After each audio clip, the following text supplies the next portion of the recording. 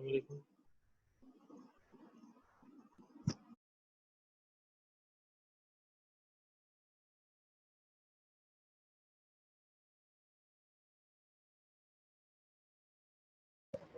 वालेकुम सलाम।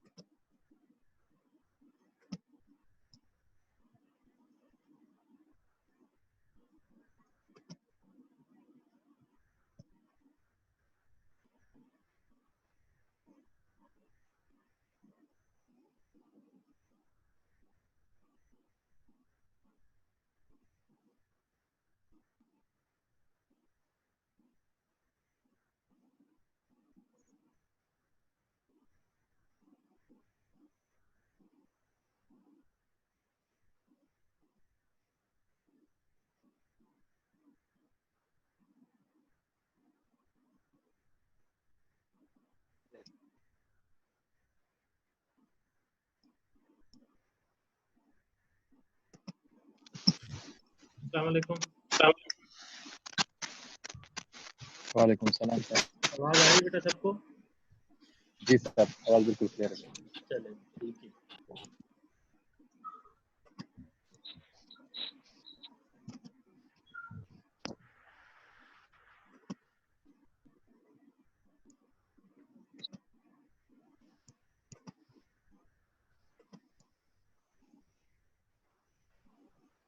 Bismillahirrahmanirrahim. Last time we were discussing the how to take the lateral cephalogram.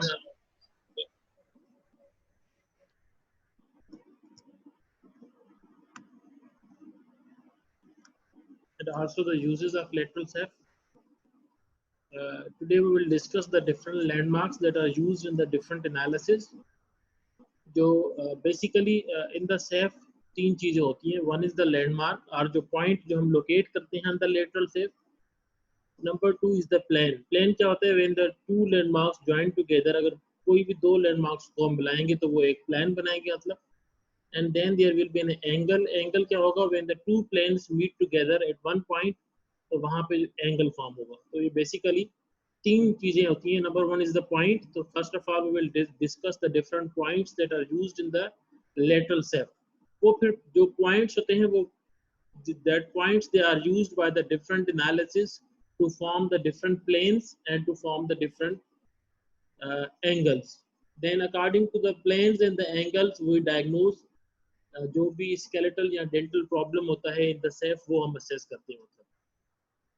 So different analysis that are used, that is the Downs analysis, Steiner's analysis, Witt's analysis, Tweed's analysis, McNamara, Sassoni's analysis and the Ricketts analysis. जो most commonly use होती हैं वो ऊपर वाली जो चार होती हैं Downs, Steiner's, Witt's and Tweed's होती हैं, ये commonly use होती हैं. Okay. The horizontal planes, the most commonly used horizontal planes in the lateral SEF, they are the SN plane. SN plane क्या होगा कि जब point S और point N को हम join करेंगे, जो plane form होगा, that is known as the SN plane. ये जो सबसे ऊपर plane होता है, that is the SN plane. ये में यहाँ पे Nasion होता है, यहाँ पे Sella, उसकी definition फिर आगे हम पढ़ते हैं.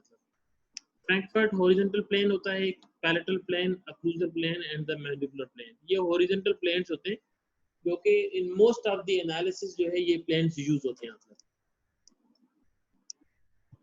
This is the SN plane, Frankfurt horizontal plane, आपका जो है वो palatal plane, occlusal plane and this is the mandibular plane. The landmarks, the first is the Nasion. Nasion क्या होता है? The anterior point of the intersection between the nasal and the frontal bone. ये Nasion कहाँ पे होगा? ये यहाँ पे होता है. This is the point that is known as the Nasion. It is the junction between the nasal bone and the frontal bone. तो ये यहाँ पे frontal bone होगा and this is the nasal bone. तो जो ये junction होता है that is known as the Nasion. The most anterior जो point होता है that is the Nasion. आप यहाँ कह सकते हैं कि जो bridge of the nose है वहाँ पे basically जो point होता है that is the Nasion. The second point is the Sella, जिसको हम mark करते हैं as an S. Nasion को हम mark करेंगे as a NA. NA is a basically mark of the Nasion, and then S is mark of the Sella. क्या होता है S? The midpoint of the cavity of the Sella turcica. ठीक है, ये यहाँ पे basically होता है the cavity of the Sella turcica, and जो इसका midpoint होता है that is known as the Sella. So यहाँ पे anterior point is the Nasion, and the other point is the Sella that is marked as an S. ठीक है. अगर नेजियन और सेला को हम दोनों को ज्वाइन करेंगे तो जो प्लेन फॉर्म होगा that is the SN plane, जो हमने पहले डिस्कस किया है. यहाँ पे SN plane that is the nasion, the anterior point and then the sella posterior point. इन दोनों पॉइंट्स को मिलाएंगे तो जो प्लेन फॉर्म होगा that is the SN plane.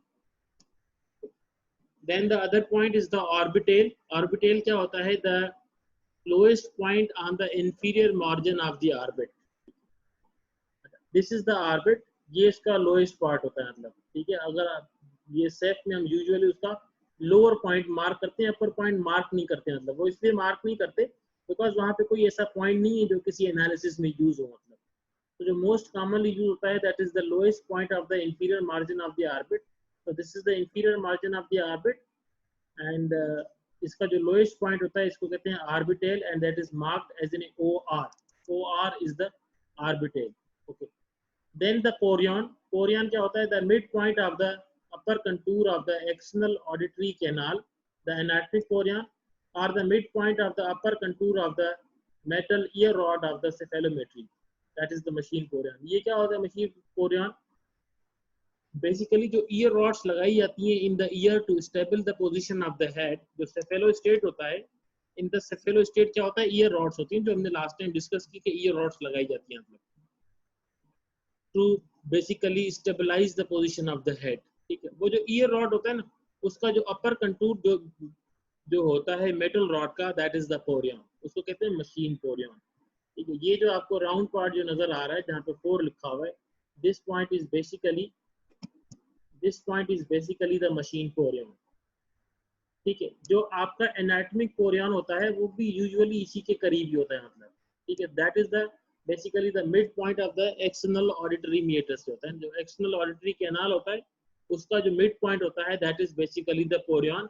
but क्योंकि जो anatomic chorion होती है उसका जो location होता है उसको थोड़ा सा locate करना difficult होता है, इसीलिए in most of the analysis या usually हम क्या करते हैं that is the machine chorion को हम locate करते हैं. मतलब एक होता है anatomic chorion that is basically the midpoint of the external auditory canal, and then other is the machine chorion, that is basically the upper contour of the metal ear rod. So this is the metal ear rod का निशान है, तो इसका upper contour होगा, that is the chorion. So in most of the cases हम क्या करते हैं, machine chorion को ही locate करते हैं, ठीक है.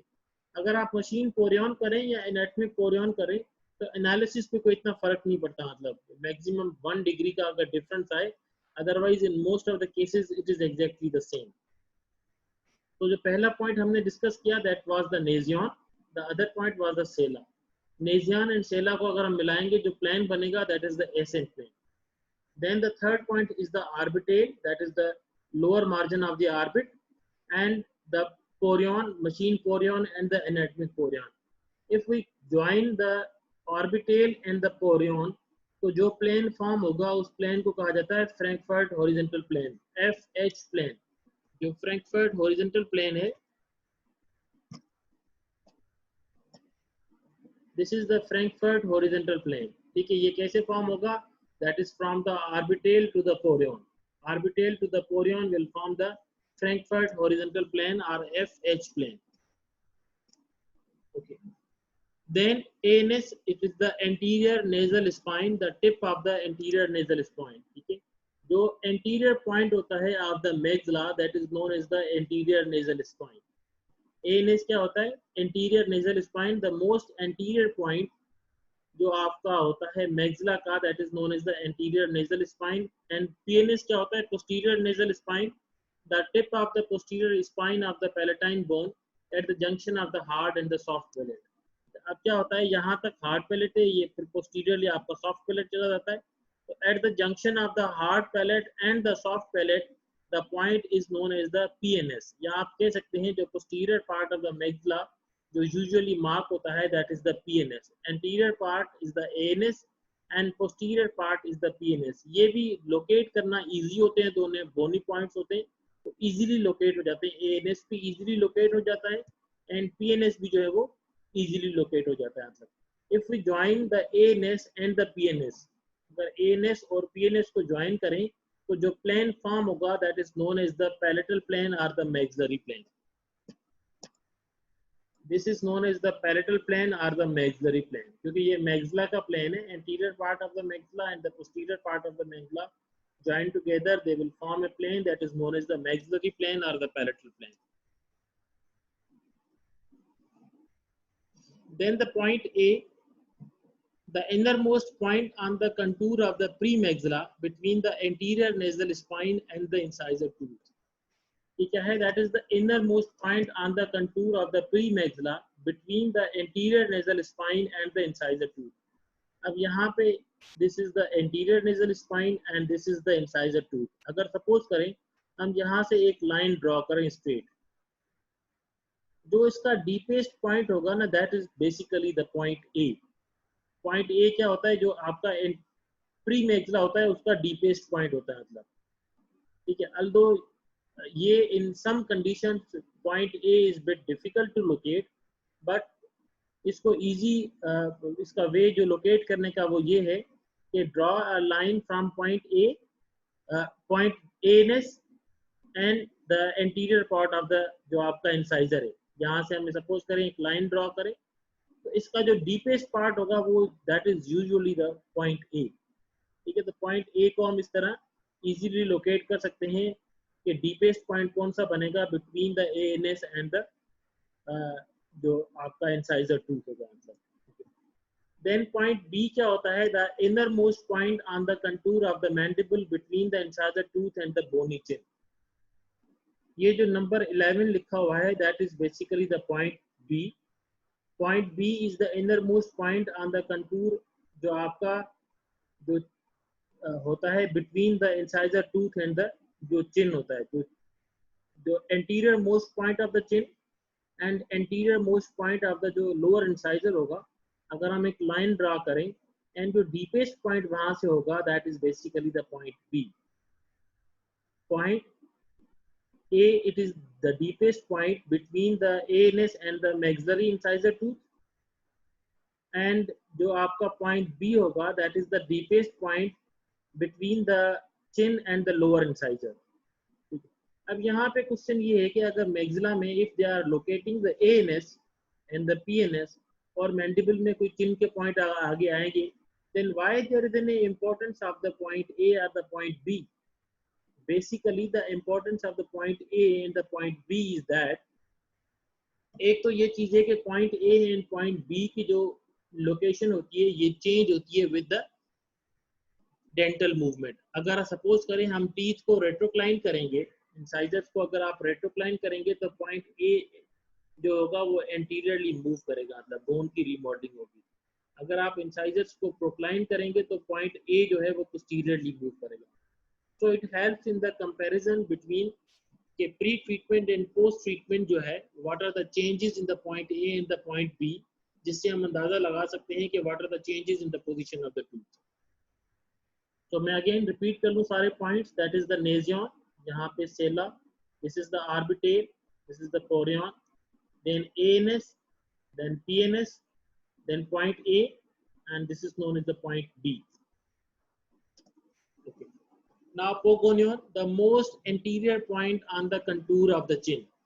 जैसे मैग्जिला में था, the most anterior point of the maxilla, जिसको हम ANS कह रहे थे, so the most anterior point of the mandible or the most anterior point of the contour of the chin, जो chin पे सबसे anterior most point होगा, that is known as the pogonion. जो most anterior point होगा, that is known as the pogonion, जिसको हम POG से लिखेंगे, मतलब pogonion will be write as in POG, and it is the most anterior point on the chin. Then gnathion, the center of the inferior point on the symphysis, the bottom of the chin. अच्छा, अब क्या होता है, एक होता है the most anterior point of the chin, the other is the most जो आपका downward position of the chin. This is the most anterior position, and this is number 13 है, that is the most lowest point of the chin. जो in between होता है, between the progonion and the melt, जो lowest point होगा तो यहाँ पे होगा, between 12 and 13 is basically the gnathion. Okay. Then menton क्या होता है, the most inferior point on the mandibular symphysis. Most anterior point is the progonion, most inferior point is the menton, and in between the progonion and the menton is the gnathion. तो यहाँ पे gnathion होगा। तो basically पूरी चिन पे 3 points हम locate करते हैं। Most anterior point is the pogonion, most inferior point is the menton, and in between the menton and the gnathion, menton and the pogonion is the gnathion। ठीक है, तो ये 3 पॉइंट्स हम लोकेट करते हैं ऑन द चिन।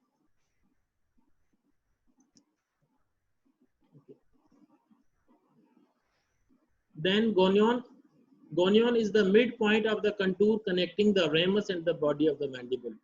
जो junction होता है between the ramus of the mandible and the body of the mandible is known as the gonion. जहाँ पे 14 लिखा हुआ है, that is basically the gonion. The junction between the ramus and the body of the mandible is the gonion. Then condylion, the most superior and the posterior point on the head of the condyle. So the most superior and the posterior point होगा on the condyle, that is known as the condylion. Most superior and the posterior point on the head of the condyle, it is known as the condylion. Then articular, it is basically the point of intersection between the shadow of the zygomatic arch and the posterior border of the mandibular ramus. So this is basically the shadow of the zygomatic arch. This is the posterior part of the ramus, ये आपका ramus हो गया, and this is the shadow of the zygomatic arch. ये जहाँ पे point 3 लिखा हुआ है, 3, that is basically the articular. This is basically the articular point of intersection between the shadow of the zygomatic arch and the posterior border of the mandibular ramus. That is known as the articular. So these are the most commonly used points जो हम basically downs analysis, स्टाइनर्स, wits या जो tweets triangle में जो है वो हम use करेंगे। एक मतलब दोबारा रिपीट कर लेता हूँ। दैट इज द नेजियन, यहाँ पे होगा, this is the sella, orbitale, porion, ANS, PNS, then point A, point B, pogonion, gnathion, menton, gonion, articular, and the condylar. तो अगर आप इस तरह जो है वो सीक्वेंस में याद करेंगे तो ये जो 10-12 डेफिनेशन से ये आपको याद करना इजी हो जाएगा। मतलब जब whenever will trace the lateral safe, तो उसमें जो यही बेसिकली स्ट्रक्चर्स होते हैं जो हम लोकेट करते हैं, एंड देन जो डिफरेंट एनालिसिस होते हैं उसमें मोस्ट ऑफ द यही जो पॉइंट्स होते हैं ये यूज होते हैं आपके इसमें। एक्सक्यूज मी सर, जी बेटा। थोड़ा पॉगनियन और गनेथियोमेंटोन समझाएं, वो बीच में आवाज आ रही थी, समझ नहीं आया। अच्छा, now on the chin basically we locate the 3 landmarks, 3 हम पॉइंट उसमें देखते हैं। The most anterior point of the chin is the progonion, जो सबसे anterior point जैसे यहाँ पे है, this is the progonion। फिर आ जाए most inferior point, जो सबसे नीचे होगा, मतलब the inferior point जो आप ये कह सकते हैं कि between the chin and the body of the mandible, अगर suppose करें जहाँ ज्वाइन करें, that जो inferior point होगा that is the menton। In between menton यहाँ पे है, progonion यहाँ पे, in between the menton and the progonion is the gnathium।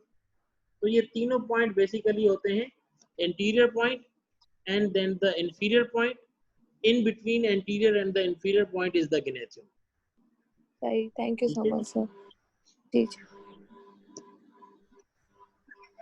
जी, ये डेफिनेशन समझ आई बेटा सबको? Yes sir. चलिए जी। Yes, sir. Okay, now the unilateral points and the bilateral points। Now why it is important to discuss the unilateral point and the bilateral point? Now basically अब lateral shape क्या होता है? It is basically a true lateral, अगर आप कहें तो वो होता है lateral view। Suppose जो bilateral points होंगे, तो bilateral points क्या होंगे? वो उसका डबल शेडो नजर आएगा, ठीक है। Whenever there is a double shadow of any object, तो हम उस मार्क को लोकेट किसको हम इंडिकेट करेंगे, मतलब किस मार्क जो है उसको हम कहेंगे कि ये आपका ऑर्बिटल है या पोरियन है। यूनिलेटरल पॉइंट्स क्या होंगे? वो सिंगल पॉइंट होगा ना, वही आपको लोकेट करना भी इजी हो जाता है। Bilateral points whenever they are, अच्छा दूसरा ये होता है कि when the object is away और नियर टू द फिल्म, तो वो ऑब्जेक्ट की मैग्निफिकेशन फर्क हो जाती है। मतलब नाउ सपोज करें कि जो हम लेटरल सेफ ले रहे हैं और उसकी फिल्म जो है वो लेफ्ट साइड पे है और राइट साइड से जो है वो एक्सरेज पास हो रही है, रेस, ठीक। तो क्या होगा, जो right side of the mandible होगा उसका शेडो बड़ा होगा, उसकी मैग्निफिकेशन ज्यादा होगी as compare to the left, क्योंकि जो भी ऑब्जेक्ट फिल्म से दूर होगा उसकी डेफिनेटली मैग्निफिकेशन ज्यादा होगी। मतलब okay, whenever there are the bilateral points or there are the double shadow of any object, double shadow of any point, तो हम क्या करेंगे? we will always take the average, हम दोनों का मिड ले लेंगे। मतलब अगर सपोज करें कोई भी ऑब्जेक्ट है, उसका एक लाइन ये हमें नजर आ रही है lower border of the mandible की, और दूसरी लाइन ये नजर आ रही है। अब क्वेश्चन ये होगा, स्टूडेंट पूछते हैं कि सर हम ये ड्रॉ लाइन करें या ये करें, तो whenever there are the 2 points, तो आप हमेशा एवरेज लेंगे, मिड लेंगे। तो हम क्या करेंगे? जो भी 2 लैंडमार्क्स होंगे उस पर मिड हम ले लेंगे। मतलब यूनिलेटरल पॉइंट्स कौन से होते हैं? Nasion is the unilateral, sella, point A, ANS, PNS, point B, pogonion, gnathion, menton। Bilateral points orbital, chorion, articular and the gonion, these are the bilateral points and these are the unilateral points। usually MCQs आ जाता है इसमें से कि what are the unilateral points या what are the bilateral points, कौन कौन से होते हैं, and what is the significance of the unilateral point or the bilateral points। ये हमने किया कि कौन से सर ये जो यूनिलेटरल है इसको मतलब कौन से साइड, एक साइड कंसीडर करते हैं, मतलब फेस का, राइट को या लेफ्ट? नहीं बेटा, यूनिलेटरल पॉइंट का मतलब वो होता है कि ये वो पॉइंट है जो कि पूरे फेस में है ही सिंगल पॉइंट है ना। नेजियन एक ही है ना in the centre of the face. Orbital 2 होंगे ना, राइट और लेफ्ट दोनों है ना, 2 आई के जो इंफीरियर बॉर्डर पे होंगे। एक्सरे को रख करके ये वाले पॉइंट इंडिकेट करेंगे, फिर उसके ऊपर मतलब अरेंज करेंगे। जी जी बिल्कुल, जो नेजियन पॉइंट होगा ना, क्योंकि वो है ही एक ही ऑब्जेक्ट है ना, नेजियन एक ही ऑब्जेक्ट है तो एक ही हमें नजर आएगा, उसमें डबल शेडो नहीं होगा। एएनएस एक ही पॉइंट है, राइट लेफ्ट नहीं है, एएनएस सेंटर में एक ही पॉइंट है जो हमें एक ही नजर आएगा। ऑर्बिटल क्या है? ऑर्बिटल राइट साइड पे भी है, लेफ्ट साइड पे भी है, तो जो एक्सरे शेडो पे हमें नजर आएगा वो दोनों नजर आएंगे, राइट भी होगा लेफ्ट भी होगा। पोरियन क्या है? मशीन पोरियन अगर हम कहें तो ईयर रॉड्स तो दोनों तरफ है, राइट भी है लेफ्ट भी है। तो हमें क्या होगा, लेटरल सेफ पे दो शेडो नजर आएंगे। हम यूजुअली क्या करेंगे, उनका मिड ले लेंगे, एवरेज ले लेंगे। आर्टिकुलर क्या है, वो भी दो नजर आते हैं। वो क्यों दो नजर आते हैं? क्योंकि जो आपका रेमस है वो राइट पे भी है लेफ्ट पे भी है, जाइगोमेट्रिक आर्च राइट पे भी है लेफ्ट पे भी है। तो वो बायलेटरल पॉइंट्स वो हैं जो कि राइट साइड पे भी प्रेजेंट हो, लेफ्ट साइड पे भी प्रेजेंट हो ऑब्जेक्ट के। ठीक है, जो फेस में दो तरफ प्रेजेंट होंगे वो बायलेटरल पॉइंट्स होते हैं। ओके, ये हमने डिस्कस किए कि SN plane, Frankfort horizontal plane, palatal plane, occlusal plane and the mandibular plane. This is the ascent plane that is formed by the nasion and the sella. Frankfurt horizontal plane between the orbital and the chorion. Then the palatal plane by ANS and the PNS. Occlusal plane क्या होगा? Occlusal plane हम ऐसे लेते हैं कि because there is an intercuspation of the teeth, तो हम क्या करते हैं, दो तरीके होते हैं occlusal plane लेने के। वन मेथड इज ये कि आप जो कस्प होगा मोलर का, फर्स्ट मोलर का कस्प ले लें, एंड जितना भी ओवर बाइट है आप उसका मिड ले लें, जितना भी ओवर बाइट है उसका मिड ले लें, उन दोनों को कनेक्ट करें तो occlusal plane बनेगा। दूसरा ये है कि जहाँ पे भी टीथ की मैक्सिमम इंटरकस्पेशन हो रही है आप उस लाइन को ड्रॉ करें, तो that is basically the occlusal plane. Then this is the mandibular plane. The mandibular plane भी अगेन दो तीन तरह के होते हैं, डिफरेंट एनालिसिस ने डिफरेंट मैंडिबुलर प्लेन यूज किया हुआ है। अच्छा, उसमें क्या होता है, जो पोस्टीरियर पॉइंट होता है that is the same. Posterior point क्या होगा, गोनियन होता है। एंटीरियर पॉइंट किसी एनालिसिस ने, किसी ने जो है वो मेंटोन किया हुआ है। Line between the gonion and the menton is the mandibular plane. line between the gonion and the progonion is also the mandibular plane. Line between the gonion and the progonion is also the mandibular plane. But in most of the analysis, इस analysis को easy बनाने के लिए हम क्या करते हैं, always easy हम लेते हैं gonion and menton. Gonion and menton जो है उसको हम लेते हैं as a mandibular plane.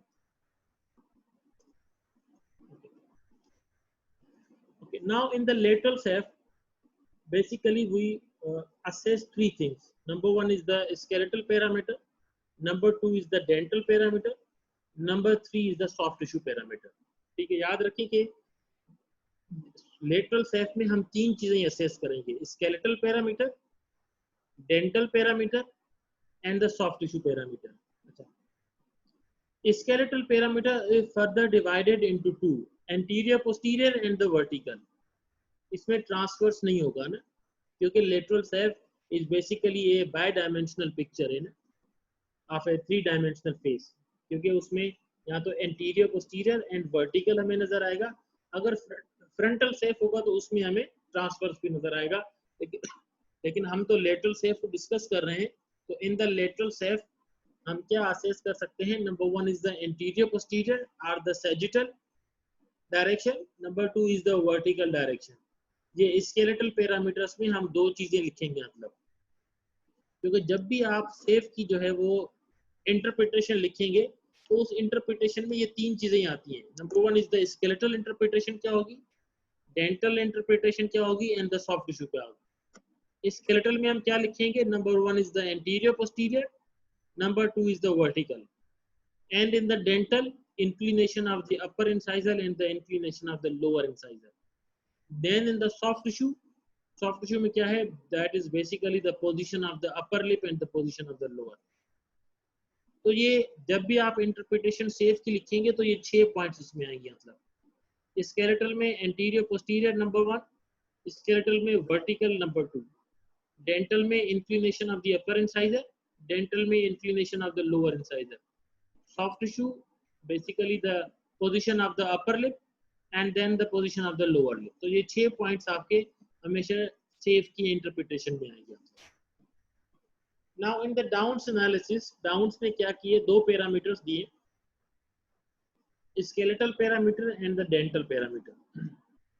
इसका मैं सॉफ्ट टिश्यू पैरामीटर पर आगे बताता हूँ कि वो क्या है ना। स्केलेटल पैरामीटर्स में जो इसने, अच्छा ये अब मैं अभी एनालिसिस जो है ये डाउन्स एनालिसिस, स्टाइनर्स एनालिसिस एंड जो विट्स एंड जो ट्वीट्स हैं, इसके मैं पैरामीटर्स आपको क्विकली आज हम कर लेते हैं। फिर मैं क्या करूँगा कि ये एक डेमो इसकी बना के वीडियो जो है ना कि सेफ को हम ट्रेस कैसे करेंगे, डाउन्स एनालिसिस में फेशियल एंगल हम कैसे लेंगे, एंगल ऑफ कॉन्वेक्सिटी कैसे लेंगे, वो उसकी पूरी वीडियो बना के वो मैं आपके साथ शेयर करूँगा ताकि आपको ये अंडरस्टैंड हो जाए।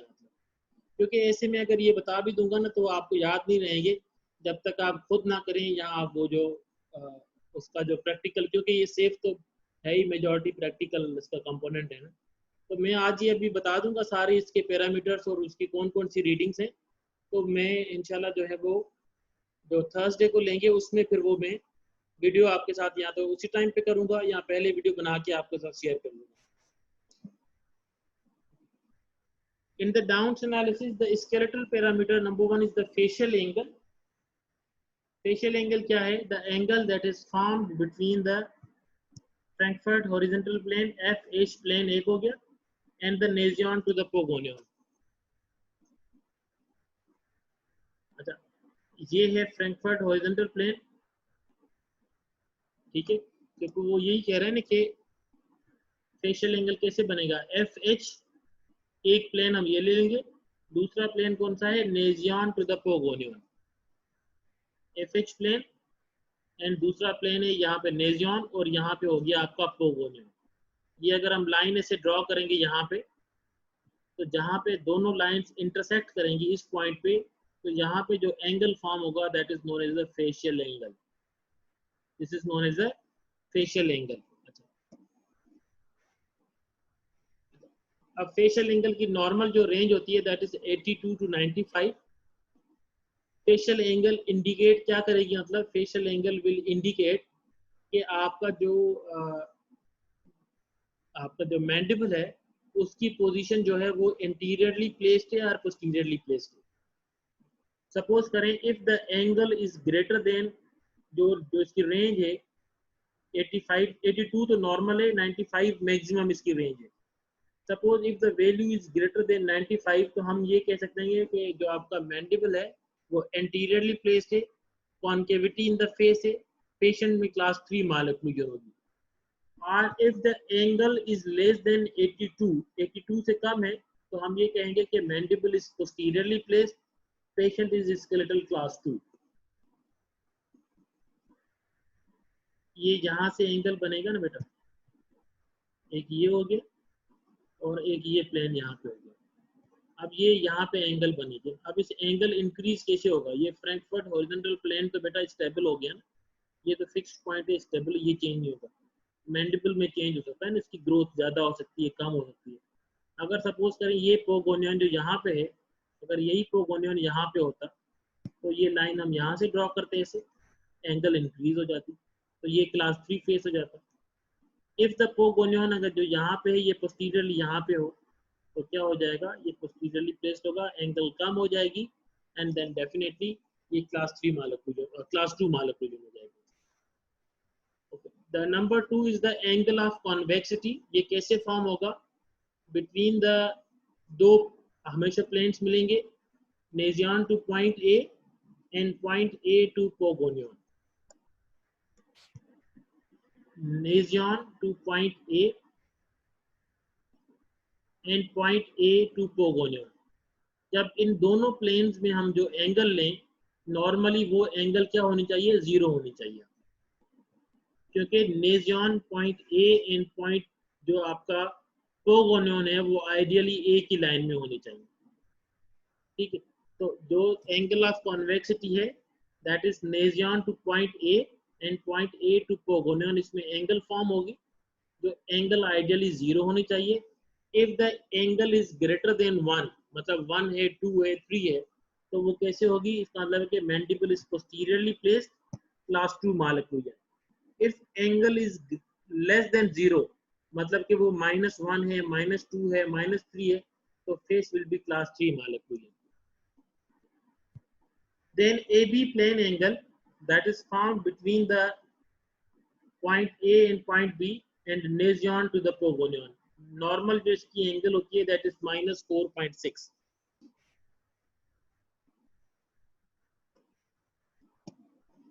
देन अच्छा ये जो 3 पॉइंट्स होते हैं anterior, facial angle, angle of convexity and A B plane angle, A B and nasion to the pogonion जो प्लेन होता है, मतलब ये कैसे फॉर्म होगा, A B plane point A and point B and nasion to the pogonion. Basically ये point क्या होता है, it is comparison between the maxilla and the mandible. देखिए मैक्सिला का पॉइंट आ रहा है ए, मैंडिबल का point B, nasion stable point है एंड देन पोगोनियन का पॉइंट ले रहे हैं just to assess the difference between the maxilla and the mandible. Normal value is -4.6. If the value is greater than -4.6 means +1 हो +2 हो, so that is class 2 malocclusion. If the value is less than -4.6 मतलब -5 है, -6 है, -7 है, तो that is class 3 malocclusion. तो जो initial 3 landmarks हैं, जो एंगल्स हैं, facial angle, angle of convexity and AB plane angle, they are the anterior posterior plane में. Then mandibular plane angle and the y axis, they are in the vertical plane. हम ये 3 readings लेके हम इसकी diagnosis लिख सकते हैं कि पेशेंट इज स्केलेटली क्लास 1 है if the readings are normal. अगर कम या ज्यादा रीडिंग्स हैं तो we can write the patient is skeletally class 2 or skeletal class 3. Then ये आपका एक पॉइंट हो गया, यहाँ ये 3 पॉइंट में से हमने एक इंटरप्रिटेशन बना दिया। मतलब देन मैंडिबुलर प्लेन एंगल कैसे फॉर्म होगा, the mandibular plane and the Frankfurt horizontal plane. अब ये जहाँ पे दोनों इंटरसेक्ट करेंगे मतलब, तो जो एंगल फॉर्म होगी, that angle is known as the mandibular plane angle and normal is 21. If the angle is greater than 21 तो हम कहेंगे patient is vertically high angle. If the angle is less than 21 तो हम कहेंगे patient is vertically low angle. Then y-axis क्या होता है, y-axis will be formed by Frankfurt horizontal plane and we will draw another plane from Sela to Gnathion. From Sela to gnathion हम दूसरा point जो है वो प्लेन जो है वो ड्रॉ करेंगे जहाँ पे दोनों आपके प्लेन इंटरसेक्ट करेंगे, जो एंगल फॉर्म होगा that angle is known as the Y angle and normal value of the Y angle is 59. If the angle is greater than 59 तो हम कहेंगे patient is vertically high angle, यहाँ जो उसका growth pattern है वो high angle की तरफ है. If the angle is less then 59 तो हम कहेंगे patient is low angle. So these are the 5 skeletal parameters that are used by the Downs. तो पहले 3 है, they are for the anterior posterior assessment. The rest 2 they are for the vertical assessment. Okay, then the dental parameters. Number 1 is the cant of the occlusal plane. ये कैसे assess होगा? By the Frankfurt horizontal plane and the occlusal plane. अच्छा, Downs analysis में एक चीज आप assess करें कि जितने भी जो पैरामीटर्स ये यूज कर रहा है, जो इसने रेफरेंस प्लेन लिया हुआ है that is the Frankfurt horizontal plane. ये क्वेश्चन भी पूछा जाता है या एमसीक्यूज में भी आता है कि what is the reference plane of the Downs analysis or what is the reference plane of Steiner's analysis. So reference plane in the Downs analysis is the Frankfurt horizontal plane.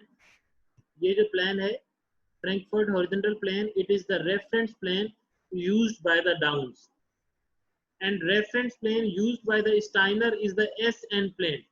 This is the SN plane and that is used by the Steiners. Cant of occlusal plane by the Frankfurt horizontal plane and the occlusal plane. Angle formed between the Frankfurt occlusal plane, Frankfurt horizontal plane and the occlusal plane is known as the cant of the occlusal plane. And the normal angle इसकी कितनी होगी, that is 9.3. Interincisal angle कैसे होगा, by the long axis we will draw a plane on the long axis of the upper incisor and the long axis of the lower incisor. वो हम कैसे लेंगे plane, incisor plane, maxillary incisor and the mandibular incisor plane. इसका जो cusp tip है and जो इसका apex है, इन दोनों को ज्वाइन करेंगे, जो प्लेन फॉर्म होगा that is the long axis of the upper incisor and exactly the long axis of the lower incisor. ठीक है, जब ये दो पॉइंट्स लॉन्ग एक्सिस आपके प्लान बनेंगे जहाँ पे वो बाइसेक्ट करेंगे, that is the inter incisal angle and normal value is 135. If the value is greater than 135, suppose 140 आए, 150 आए, it is an indication of retroclined incisors. वो retroclined incisors अपर भी हो सकते हैं, लोअर भी हो सकते हैं. देखिए ये है ना दोनों incisors, ये प्लान बनेगा ऐसे और ये ऐसे. अगर ये रेट्रोक्लाइन हो जाएंगे तो ये प्लान और स्ट्रेट हो जाएगा, एंगल और बढ़ जाएगा मतलब. सो ये वाइस वर्सा होगा. If the angle is greater, जैसे इसमें था ना, एंगल बढ़ रहा था तो वर्टिकल भी रेज हो रहा था, एंगल कम था तो वर्टिकल कम हो रहा था. बट इंटर इंसाइजल एंगल में क्या होगा? If the angle is greater than normal, it means incisors are retroclined. If the angle is less than normal, it means the incisors are proclined. Then incisor occlusal plane, maxillary incisor and occlusal plane, जहाँ पे angle form होगा, that is basically the assessment of maxillary incisor inclination. Then incisor mandibular plane, lower incisor and the mandibular plane, जहाँ पे angle form होगा, that is basically the assessment of the inclination of the lower incisor. Okay. Then in the Downs analysis, जो soft tissue parameter होता है, that is the E line. Downs analysis basically takes an E line. वो E line कैसे हम draw करते हैं? From the tip of the nose to the most anterior point of the soft tissue chin. ये this is the soft tissue chin है, इसका जो most anterior point होगा, ये हम line draw करेंगे, that is known as the E line. And then we will measure the distance of the upper lip to the E line and the lower lip to the E line. Ideally क्या होना चाहिए कि ये upper lip जो है and the lower lip, it should contact the E line, ठीक है ना, ना तो उससे interior हो ना उससे posterior. If the upper lip and the lower lip they are anterior to the E line, जितना भी anterior होंगे तो हम कहेंगे कि lips are procumbent. If they are posterior to the E line तो हम कहेंगे कि lips are retrocumbent. So these are the basically the 10 landmarks. 5 skeletal हो गई, 4 dental हो गई, and 1 is the soft tissue. So there are the total 10 landmarks जो parameters हैं that are used by the Downs analysis. ये समझ आया बेटा, नहीं आया आप लोगों को? Excuse me sir. बहुत मुश्किल है सर. मुश्किल बेटा इसलिए कि ये प्रैक्टिकल कंपोनेंट है ना, तो मैं इसीलिए कह रहा हूँ कि मैं जो इंशाल्लाह थर्सडे को लूँगा ना, तो मैं कोशिश करूँगा कि मैं वो कोई ऐसा करूँ कि लाइव वीडियो हो, मैं उसी टाइम ये ट्रेसिंग करता हुआ जाऊँ और आप लोगों को ये चीज़ें याद होती जाएं. सर तो पहले अगर वीडियो दिखा लेना, इसके बाद ये पढ़ा लेते ना सर, तो फिर मतलब समझ में आ जाता सर. अभी बिल्कुल वो ऊपर से गुजर रहा है. तो अब आप बेटा एक काम करें ना कि अब आप थर्सडे को लेक्चर होगा, तब तक आप ये बुक से पढ़ लें, डाउन्स एनालिसिस उसमें देख लें, ताकि फिर जब आप देखेंगे जो मैं लाइव करूँगा या वो वीडियो शेयर करूँगा, तो वो फिर आपको याद करना आसान हो जाएगा ना. क्योंकि मैं वैसे अगर वीडियो भेज देता तो आपको वो दोनों साथ साथ नहीं चलती तो समझ नहीं आएगा ना. मतलब अब ये एक आपको कॉन्सेप्ट आ गया कि कौन कौन से लैंडमार्क्स हम यूज करते हैं, प्लेन्स क्या होते हैं, एंगल्स क्या होते हैं, स्केलेटल पैरामीटर क्या होते हैं, डेंटल पैरामीटर्स क्या होते हैं. हम उसमें फिर क्या करेंगे कि हम पहले ट्रेसिंग की डेमो होगी, ट्रेसिंग के बाद जो है वो हम डाउन्स एनालिसिस करेंगे कि डाउन्स एनालिसिस में स्केलेटल पैरामीटर है वो हमने ये कर लिया, फिर हम स्टेप वाइज एक एक करते जाएंगे. तो आपको नाम और ये चीज़ें सारी पता होंगी, तो वो फिर आपको क्विकली जो है वो आप उसको वो कर लेंगे मेमोराइजेशन. और सर ये जो हमारे पास मेजरमेंट्स जो है 82 to 95, ये हमारे पास मतलब सेंटीमीटर्स में या मिलीमीटर्स में? डिग्री बेटा, डिग्री होते हैं ना, ये फेशियल एंगल है ना, ये हाँ ये हम एंगल मेजर कर रहे हैं. तो सर ये हम इनका अलग स्पेशल इंस्ट्रूमेंट होगा या हम कर लेंगे डी से? जी डी से करेंगे ना. ठीक है. हाँ, और ये सारी एंगल्स है बेटा. फ्रैंकफर्ट हो सर ये लैंडमार्क्स में एक लैंडमार्क है पीटीएम, टेरिगो मैक्सिलरी, ये सर इसकी एनाटॉमी नहीं समझ आ रही सर. ये बेटा जब वो आपको एनालिसिस आएगी तो मैं आपको समझा दूंगा. वैसे पीटीएम का मैं बता देता हूँ कि टेरिगो मैक्सिलरी फिशर बेसिकली जहाँ पे आपका ये होता है पीएनएस होता है ना, उसके बिल्कुल ऊपर जो है वो आपका पीटीएम होता है यहाँ पे. This is basically the PTM. ये मैंने इसलिए नहीं बताया क्योंकि ये किसी एनालिसिस में कम यूज होता है, मतलब तो वो ऐसे फिर आप कंफ्यूज होते हैं कि ये कौन सा पॉइंट है. जो मैंने 10-12 पॉइंट्स बताए ये सिर्फ वो पॉइंट्स हैं जो कि आप एनालिसिस करेंगे आपके अपनी हिस्ट्री शीट में है डाउन्स के स्टाइनर्स के, तो उसमें ये इजीली आपको याद हो जाएंगे। जी सर। जी बेटा। और सर जो रेफरेंस पॉइंट फॉर स्ट्रेनर्स कौन सा था? SN plane. ये Frankfort horizontal plane was the reference plane of the Downs analysis and the SN plane is the reference plane of the Steiner's analysis. Okay sir, thank you. ठीक है जी, Thursday को अब इंशाल्लाह ये इसी के हम डाउन सेफ ट्रेसिंग की एंड डाउन्स एनालिसिस जो है ये आप पढ़ लेंगे तो हम इसकी डेमो करेंगे इंशाल्लाह।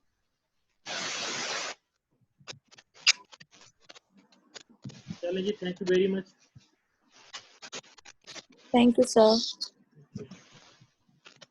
सर जी सर आप अपनी रिकॉर्डिंग लेक्चर्स की प्लीज आप प्रोवाइड कर सकते हैं मैम, क्योंकि सर कुछ पॉइंट मिस हो जाते हैं ड्यूरिंग लेक्चर तो हमें बहुत ज्यादा मतलब मुश्किल हो रही है उसमें। अब वो रिकॉर्डिंग का मुझे उन्होंने बताया था कि वो यूट्यूब पे किस तरह करना है। अब ये अगर या तो मुझसे कोई यूएसबी में ले ले आप लोग फिर आपस में कर लें, क्योंकि रिकॉर्ड तो मेरे पास सारे होते हैं मतलब ये, क्योंकि वो यूट्यूब सर ईमेल कर सकते हैं सर आप?